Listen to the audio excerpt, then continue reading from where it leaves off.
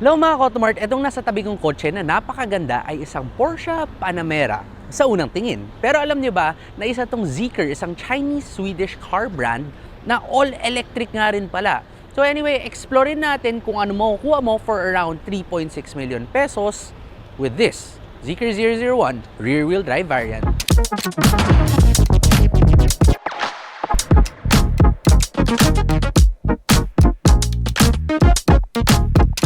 So start naman tayo dito sa panglabas niya. So sa unang tingin, Panamera siya from the side. Pero sa harap, baka mapapansin nyo, nakamukha na yung mga kotse ng Lynk & Co. Bakit nga ba? Kasi nung pinoproduce pa yung kotse na to at nandoon pa siya sa parang developmental phase, originally dapat magiging Lynk & Co ito. Pero nung bigla nilang nirelease, sinabi ni Lynk & Co na, okay, wait lang may bago tayong brand, Zeekr na. This is still under the Geely Group, pero premium arm nila to. So just like the Lynk & Co 01, for example, meron ka na itong parang Aurora Borealis DRL sa taas. Iba rin tawag ni Zeekr dito, but halatang-halata naman that this is definitely from Lynk & Co. Yung mga ilaw mo, headlights mo na LED, nandito na siya sa baba. Ito, front trunk nga rin pala to, nabubuksan din yan for additional storage. Dito naman sa tabi ng kotse, nandito mo na makikita yung tinatawag nating shooting brake design.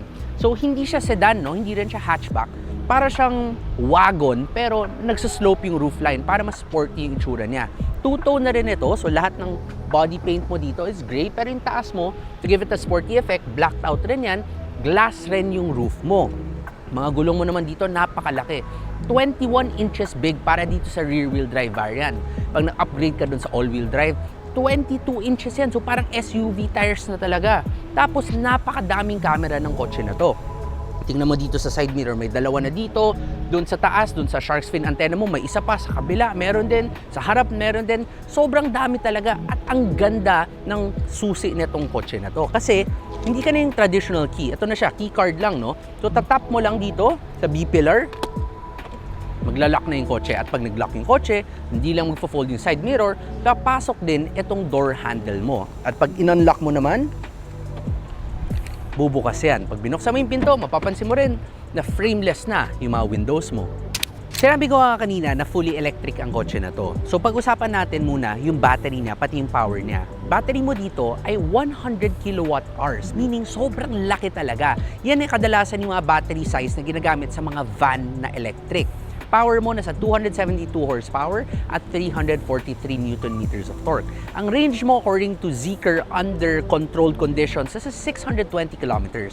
Pero dito sa Pilipinas, in our city and highway driving combined, you're looking at around 500 kilometers of range lang, which still is pretty good. Pwede ka na punta ng Baguio and back.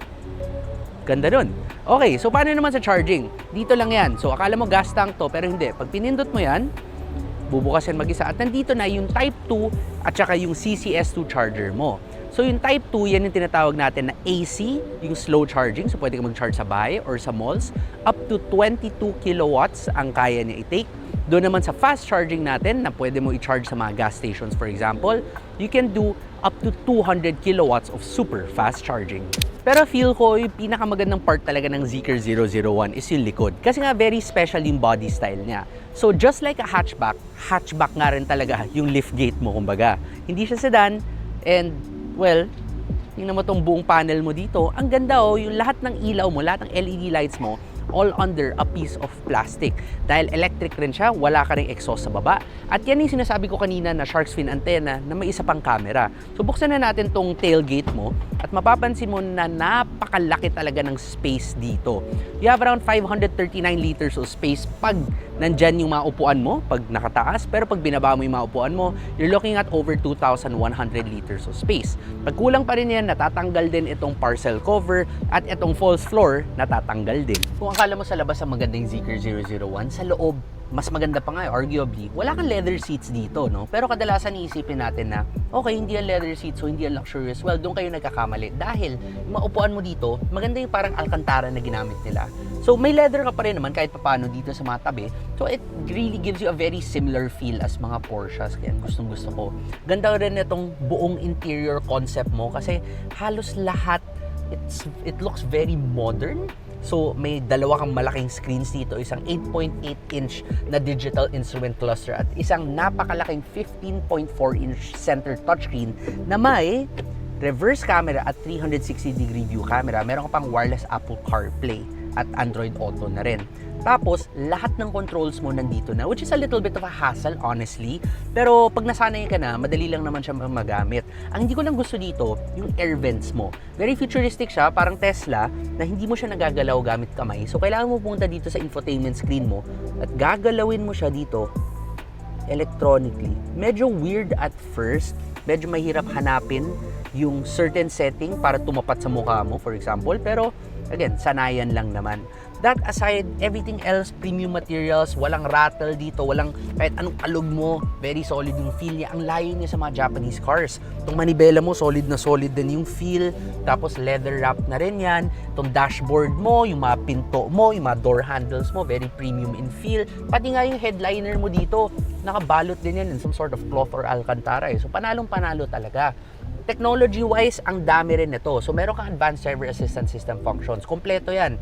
May adaptive cruise control, may lane departure warning, may lane keeping assist, may autonomous emergency braking, may rear cross traffic alert, may rear automated braking, meron ka rin driver attention monitoring. So, lahat ng may isip mo in terms of safety, meron. Siyempre, airbags, napakadami din.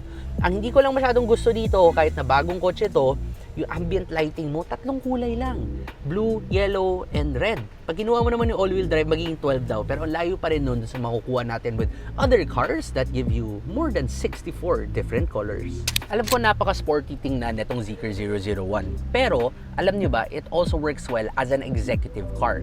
Dahil isa itong full-size sedan, hatchback, wagon, / shooting brake. So, yung space mo dito sa likod, sobrang luwag talaga. Kahit magde-quattro ka dito, kayang-kaya. Just in case, napakatangkad ninyo at kulang pa rin yung space ninyo at may driver kayo, dito sa passenger side sa likod na window switch, sa harap lang nun, pwede mo paggalawin itong front seat electrically.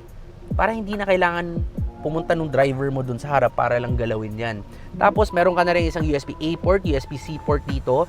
Meron ka na rin 2 air vents sa gitna. May air vents ka pa dito sa B-pillar. Just like a Volvo. Bakit nga ba? Kasi yung Geely Group, which owns Zeekr, Lynk & Co., also owns Volvo. Hence, nag-share sila ng technology at meron din silang very similar design elements. Ngayon naman, isa pang maganda dito, aside from giving you comfortable seats, pwede mo rin ibaba itong center seat mo, which reveals 2 cup holders, extra cubby, at kita mo tong buttons na to, nare-recline pa itong upuan sa likod. Electrically rin. So, very, very great talaga to for being chauffeured around din and also for driving. Napakaganda talaga nitong Zeekr 001. Para ka nang naka-Porsche Panamera or di naman kaya dahil all-electric siya, para ka na rin naka-Porsche Taycan. Ang komportable niya, ang ganda niya i-drive, ang taas ng range niya, ang tahimik niya, at napaka-pino niya talaga. Very premium in feel, very luxurious din. So magkano nga ba ito? Baka isipin nyo na parang Porsche din ang presyo nito, nasa around 9 million. Well, hindi. You can get this car for only 3,625,000 pesos. Pag kinash nyo raw, according to Zeekr, meron pa kayong 400,000 peso discount. So, sulit na sulit talaga, di ba? What do you guys think? Let us know in the comments down below.